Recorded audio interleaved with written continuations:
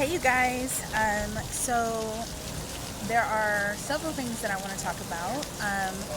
I guess one of them is that I'm in a weight loss challenge, obviously, because I'm trying to lose weight. But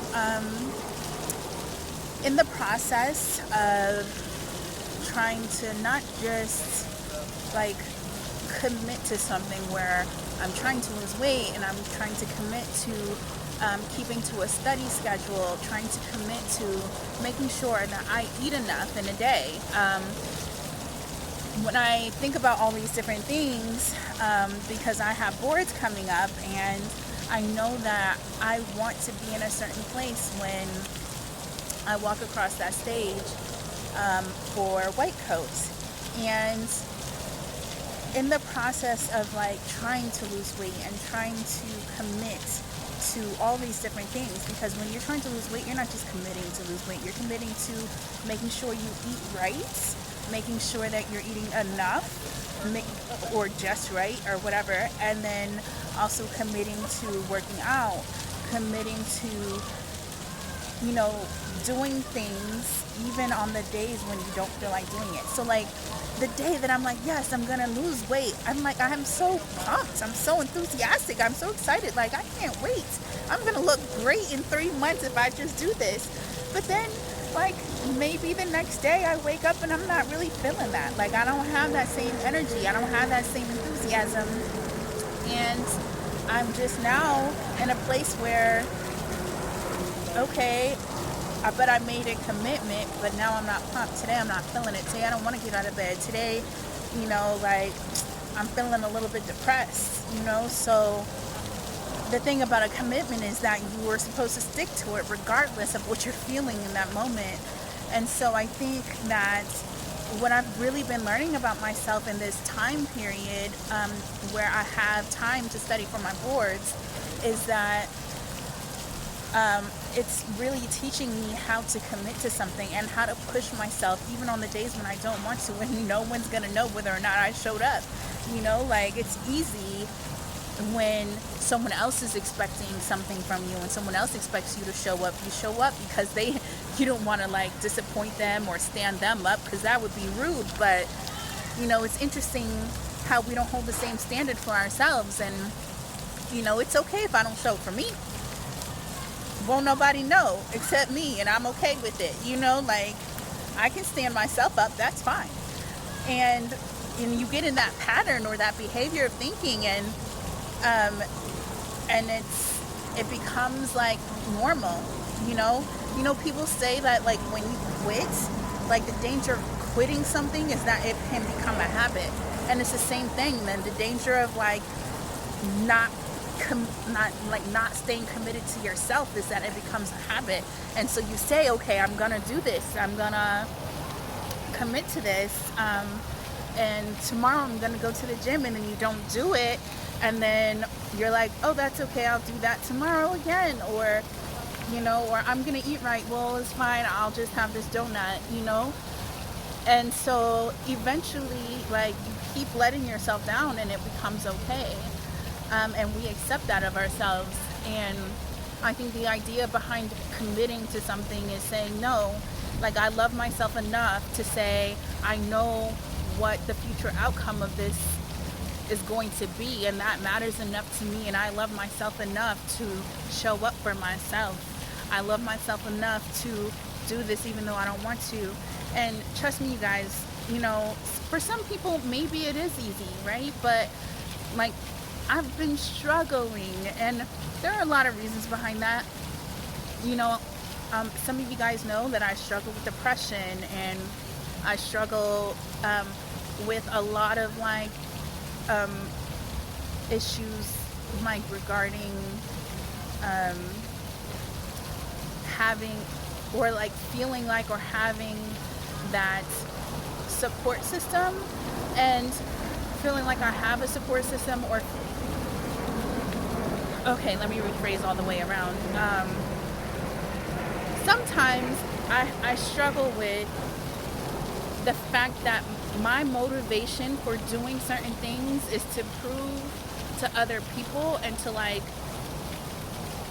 show other people that, look, I can do this. I can do this too. It's like seeking validation from outside sources, because I hope that in them seeing the things that I'm capable of doing, and the work that I'm capable of putting in, and the love that I'm capable of giving, and the way that my heart is built to share, and to give, that they'll see these qualities, and because of that they will see that I'm worth being loved.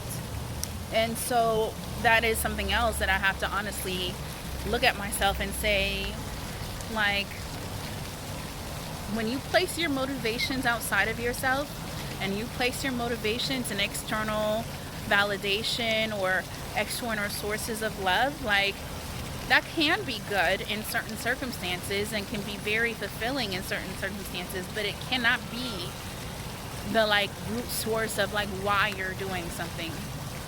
It cannot be your sole motivation, because when other people disappoint, or when other people fall short, or when other people are not present, then what? You know, what do you have left? And this is what I'm in the process of learning. You know, I am very blessed in the fact that the Most High, you know, maybe I don't have this like large family, and I don't always have the support that I want from who I want it from, but the Most High always puts people in my life, strangers, new people, who come in moments when I'm in need of something specific emotionally, you know, maybe even financially, or just support, like mentally, whatever it is that I need. He puts people in my life, and I'll be like, I don't want to rely on them. I don't know them that well. I don't know them enough to rely on them on that capacity. But he puts them in my life for a reason, and he knows what he's doing. And I don't always get what I want from the people that I want it from, but I always get what I need, even if it's from a stranger. And so I think right now, for me personally, I need to be more open to that, and use like what God is placing in my path to help me get the support that I need, to help me feel the like brotherhood and sisterhood of like being on this earth, even if it's not necessarily from like an actual blood relative, or something like that. And so I'm learning a lot in this time period, and I think that in getting to a place where I'm able to at least recognize that I need to like have a motivation that comes from within, like doing this for me, and acknowledging myself and giving myself pats on the back, which I feel like, I don't know if other people are really good at this, like, but I know that's something that I can work on. Do you find that you guys are really good at giving yourself a pat on the back when you've done something, when you've accomplished something, when you've achieved something?